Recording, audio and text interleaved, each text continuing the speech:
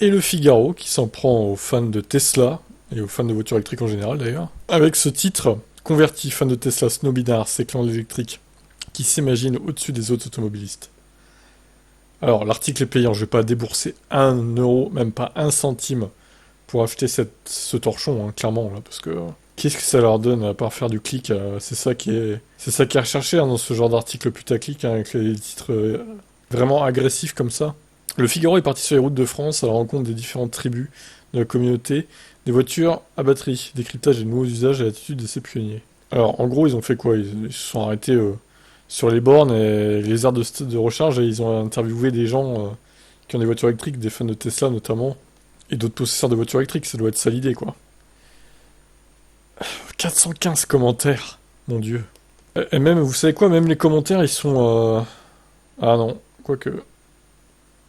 Mais qu'est-ce que... Anonyme qui... Ah ouais, d'accord, c'est comme ça qu'ils gonflent leurs commentaires en postant n'importe quoi aussi. Intéressant, intéressant. Non, apparemment les commentaires sont déverrouillés. Oh, bon, bref, c'est... J'ai une Tesla, je prends le mot snobinard comme une insulte à mon encontre.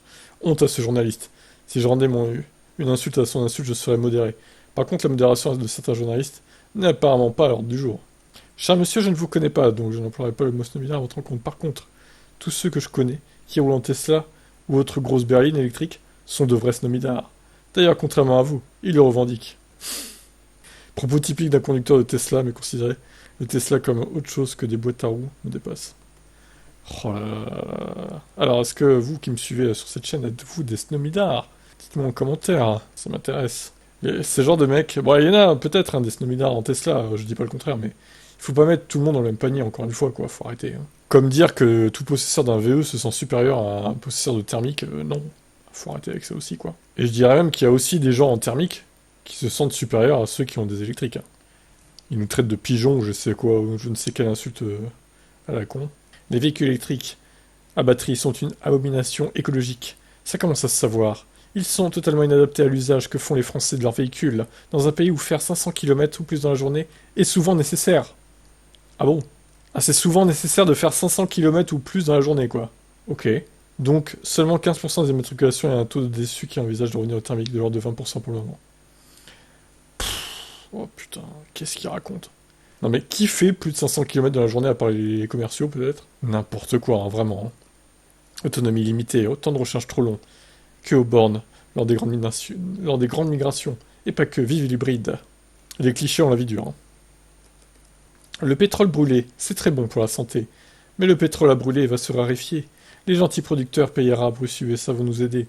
Tant de gentillesse fait plaisir demain matin à la pompe. Ce nombre de trolls, c'est énorme quoi.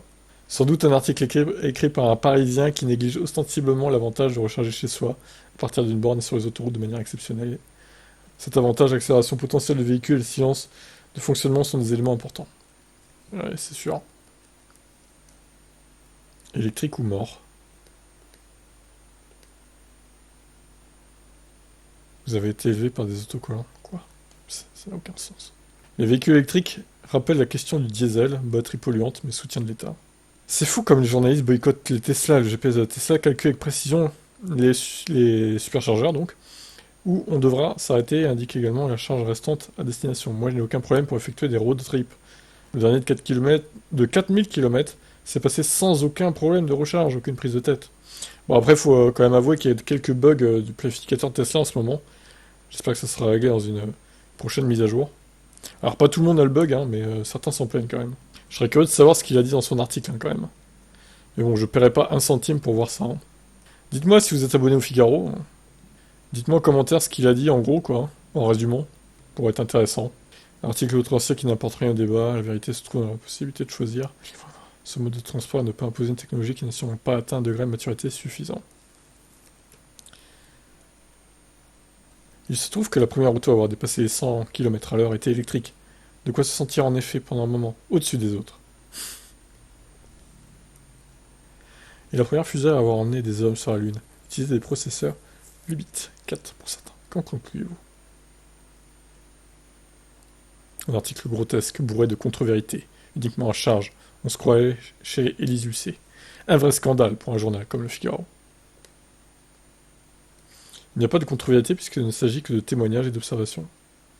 Un article écrit par quelqu'un qui découvre l'électrique, mais se pose en tant que spécialiste au-dessus de toute contestation.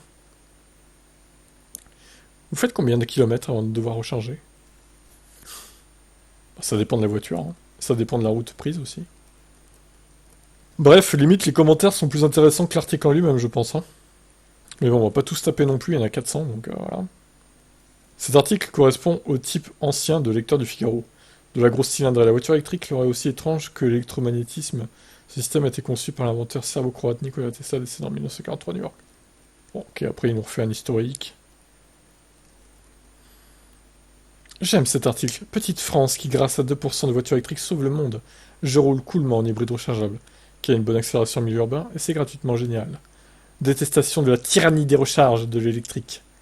Bonjour la fantaisie. Mon dieu. La tyrannie, quoi, carrément. Comme les cyclistes du même genre, je suis impur, vous êtes des pêcheurs, place. Il me semblait que l'hybridation était une solution cohérente, neutralisant le carbone dans les ralentissements, les embouteillages, le contexte urbain. Là, c'est de la conversion forcée ségrégative, au vu des prix de ces voitures à piles. Ah, c'est extraordinaire. Hein. Extraordinaire. C'est vraiment... Attendez, si je recherche Tesla dans les commentaires... Ok, ça on l'a vu. En occasion, les Tesla ne manquent pas, il y en a un paquet à vendre, ils sont fiables, je pense à la batterie. Et vu le prix de la batterie, suivant la puissance, certains reculeront. J'ai changé mon véhicule au mois de mai 2023, je n'ai pas acheté d'électrique, d'autres systèmes vont sortir, j'attends, on verra bien. D'autres systèmes vont sortir? Ah bon? Quoi? L'hydrogène? Mon dieu, mon dieu, mon dieu.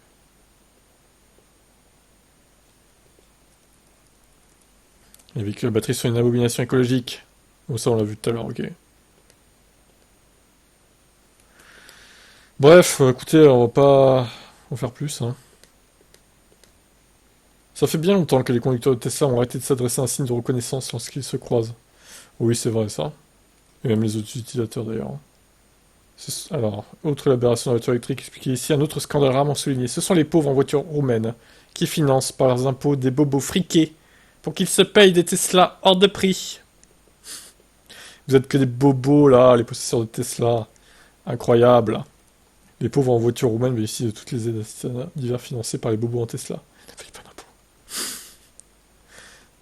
Ça contre-attaque hein, par ici. Ah putain. Oh là, ça s'engueule dans les commentaires, mon gars. C'est incroyable. Bon, bref, on va s'arrêter là. Hein. Je vous mets le lien de l'article hein, si vous avez un abonnement. Vous pourrez en profiter évidemment. Ça a l'air d'être épique en tout cas. Et les commentaires le sont tout autant. Allez, qu'est-ce que vous en pensez de ce genre d'article à charge hein, sur les voitures électriques et sur Tesla notamment?